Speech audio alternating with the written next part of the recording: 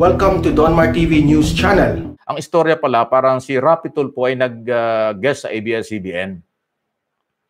Tapos parang napansin niya malulungkot ang tao doon kasi nga sarado ang ABS-CBN, online lang.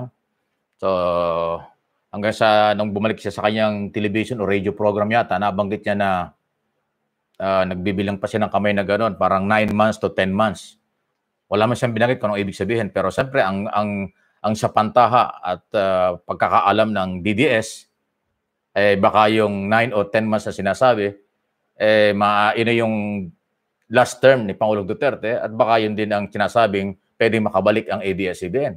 Kasi in daw 10 months ay katulad ng 10,000 na nawalan ng trabaho. So nakakaroon po ng ganong speculation, ganun ang paliwanag, tapos nagkaroon ng speculation at interpretation ang mga DDS at marami pang tao sa buong Pilipinas, sa buong mundo, na parang kinakampihan niya yung ABS-CBN at may babalik ang ABS. Pangalawa, parang iba ang dating sa kanila, hindi nila maintindihan kung anong ibig sabihin.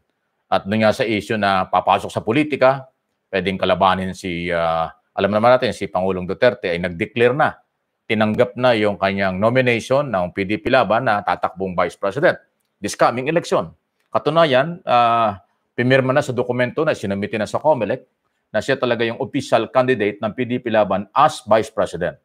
Pero siyempre, yung pagpapile ng COC, wala pa kasi October 1 hanggang October 8 ang schedule ng filing ng COC. Iba ba yung Certificate of Candidacy kaysa sa formal nomination na kanyang tinanggap ng Pangulo na sinumite naman ng kailang partido sa before COMELEC. Ayun po yan. So ito nga yung ating tinatalakay. Ibig sabihin, nagpapatunay lang po na talagang ganyan kasensitive, ganyan pa rin kasolid ang DDS kay Pangulong Duterte. Kasi lahat ng mga pwedeng makalaban ng administration, maging Panguluhan o Vice President, ay talagang ayaw tanggapin. Na kahit anong paliwanag, ayaw tanggapin ng DDS. Katulad nito, kung yung mga gunita, di ba naglabasan na? Yung Lacson Soto, ayaw din nilang tanggapin si Soto. Actually, itong partner na ito, ayaw nilang tanggapin. Yung Isko Moreno Ong, ayaw din tanggapin nila. At talagang sila DDS lang. Hindi lang ho yung mga pangkaraniwang mamamayan na member ng DDS sa buong mundo. Kahit yung mga identify na mga vlogger na talagang DDS, inaamin naman nila na talagang DDS sila mula noon hanggang ngayon at sa darating na eleksyon. Talagang grabe yung kailang mga batikos sa mga posibleng kalaban at lalaban sa administration this coming election. Ganun po yung kanilang focus Talagang ayaw nila. Kahit anong mangyari, DDS sila. Pero dahil siyempre, iba ang kanilang inaasahan at iba yung kanilang nakitang mangyayari kung talagang tutuloy itong si Rapi Tulfo na tumakbong Vice President dahil ayaw talaga nila. Ibig sabihin, kinakalaban si Pangulong Duterte. Pati yung party list nila, nadadamay na. Kasi minabasa rin po ako at may nag-PM din sa akin. Binabantaan din nila yung party list na identify sa mga Tulfo kasi yung asawa ni Tulfo ay kongresista sa ilalim ng party list law, party list system, party list, di ba? Binantaan nila, hindi rin daw nila susuportahan. So hindi lang pala yung galaw ng DDS na ayaw kay Rapi Tulfo at ayaw doon sa ibang makakalaban ng Pangulo, pati yung party list nila ay binantaan na hindi nila susuportahan this coming election. Matindi. At hindi ho yung mga banta at sinasabi ngayon ng mga taga-suporta ng ating Pangulo. At maliban dyan, isa pa hong nakainit sa kanila na napapansin ko na sa social media naglalabasan ay yung kinukumpara. Walang gaanong paliwanag si Rapi Tulfo. Sabi lang niya, yung DDS, 16 million. Pero yun daw sa kanya, sabi niya, yung kanyang vlog, 42 million ba? 42 million hanggang 50 million na raw. Tapos nagtanong siya, alin ba ang mas malaki doon? Yung 16 or yung 50 million? So ganun ang dating. Hindi rin natanggap ng mga DDS yun. Ang dating sa kanila ay nayayabangan pa. So mga ganun. So lahat ito, ikinukwento ko lang sa inyo yung mga naging pahayag ni Rapi Tulfo at ayaw naman at ikinidismaya ng DDS. Hindi lang ho dito sa Pilipinas ito pinag-uusapan kasi ang OFW, kahit hindi OFW, basta Pilipino sa abroad na member ng o DDS, ay talagang hindi nila matanggap yan. So dito ho natin masusubukan this coming election. Tapos may report ulit kanina ba o kahapon na tila, hindi rin ako sure kung yan ay totoo, na hindi na raw tutuloy si Rapi. Mayroong ganung balita pero hindi pa rin humalinaw kasi hindi naman nagsasalita pa si Rapi Tulfo kung ano talagang kanyang opisyal na plano, naghahanda pa kung ano man. Pero ang sabi pa rin ng DDS, tumuloy siya o hindi, damage na. Nawalan na sila ng tiwala. Grabe, ganun katindi sila talagang, ay alam naman natin, mula ho ng 2016 until now at darating na eleksyon, talagang sila ay taga-suporta ni Pangulong Duterte. At lahat ng kandidato na lalaban kay Pangulong Duterte at magiging official candidate ni Pangulong Duterte for president ay talagang upakan nila, ayaw nila. Talagang nakita mo naman massive sa social media at mga statement, comments, reaction ng mga nagpa-participate sa mga vlog, talagang matitindi ang comments. Kaya pati si Soto, Ong, na mga nag-declare na, inupakan din nila. Pati nga si Dr. Ong, binantaan din na sila daw ay mag-unsubscribe din, aalis na rin ho dun sa pag nag-subscribe ho sila. So, hindi na rin sila mag-subscribe. Ba, ganon. Yun ang mga threat nila. Unsubscribe na. Kay Rapi at saka kay Ong. Kay Tulfo at saka kay Ong. Pero kay Soto, walang ganon. Hindi ko alam kung si Soto ay merong social media. Pero yun ang kanyang mga binabanggit. So, nagpapatunay ho lang talaga na ang paniniwala nitong mga DDS na ito, ay sila yung ma-impluensya.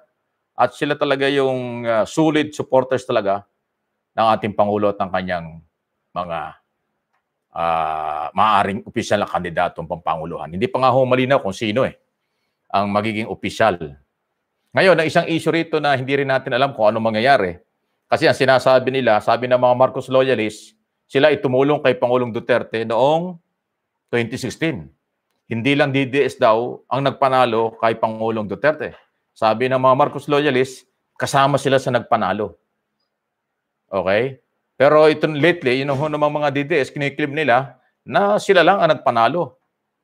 Hindi ang mga Marcos loyalists. So, kaya mayroong gap na gano'n So, hindi ko alam kung ano mangyayari dyan. Kasi ngayon hindi gaanong maingay ang DDS laban kay Marcos.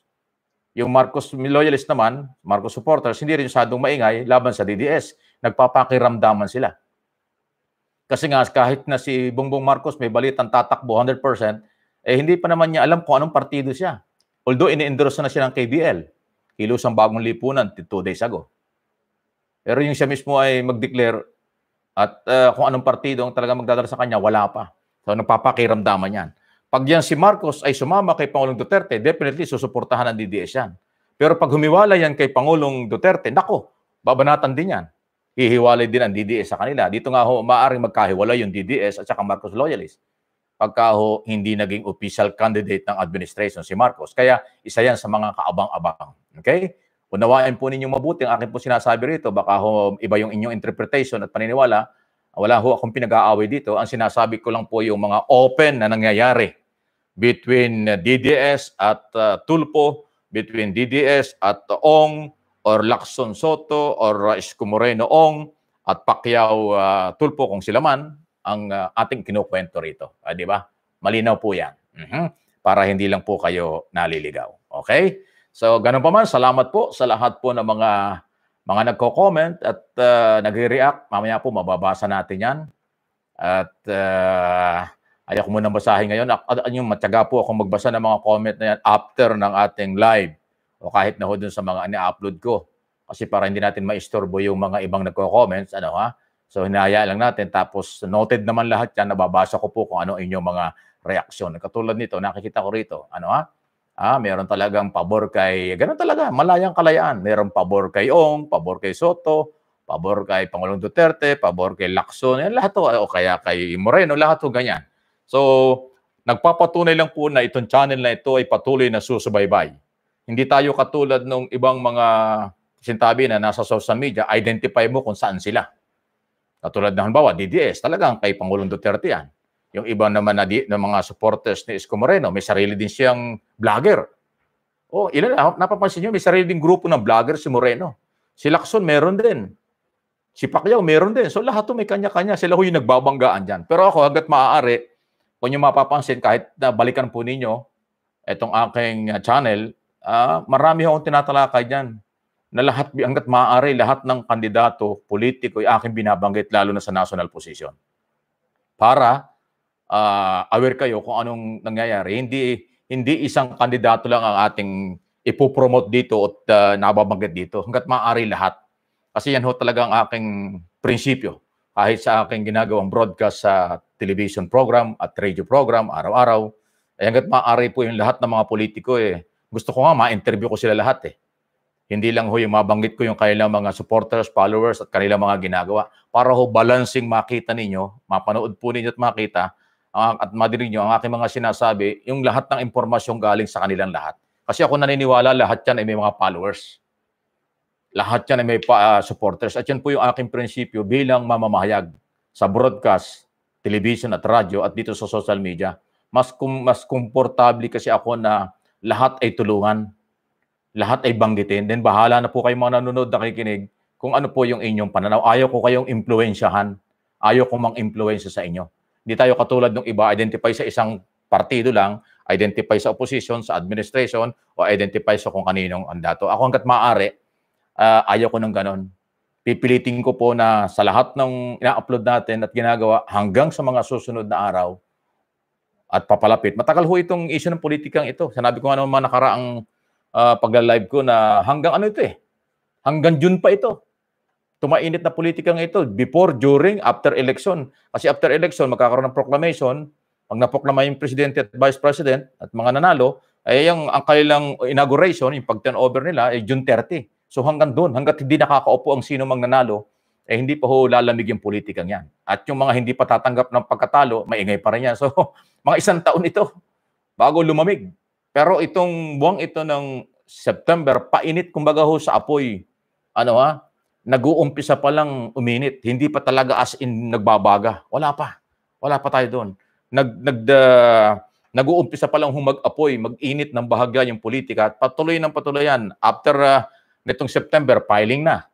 After ng filing ng Certificate of Candidacy, mas mainit na yan. Tuloy-tuloy na kasi identify na natin sino yung mga kandidatong nag-file at sino ang kanilang mga supporters. Ganon. Okay? Para ho meron kayong idea. So, pansamantala, siguro hanggang dyan muna po ang ating muling pag-uusap sa araw na ito. At ako naisip ko na gusto kong mas dalasan na mag-live tayo pero hindi masyado mahaba. Kasi dati pag nagla-live tayo, naabot ng 1 hour, baka magsawa kayo. So, dadalasan ko na mag-live tayo pero siguro yung 30 minutes or 25 minutes, baka enough na yon, di ba? Para hindi naman kayo magsawa. Ang mahalaga ay na ibibigay ko sa inyo yung updated na mga nangyayari at kayo na po yung bahala. Malaya po kayong mag-comment, react sa inyo pong pananaw. Hangga't maaari, huwag nyo masyadong personalin yung iba para hindi ho nagtatampo yung iba. Yan ho, lahat tigit niya sa title. Ang inyong mga pagbabasihan, yung pong aking title dito at saka ho yung mga sinasabi. Katulad niya nito, Rapid Tulfo, iiwan na nga ba ng DDS? Lahat ng lalaban kay Pangulong Duterte, binantaan. Ay ganun ho katindi ang kanilang loyalty. So, nasa inyo po yung malaya na mga pahayag at comment tungkol dyan.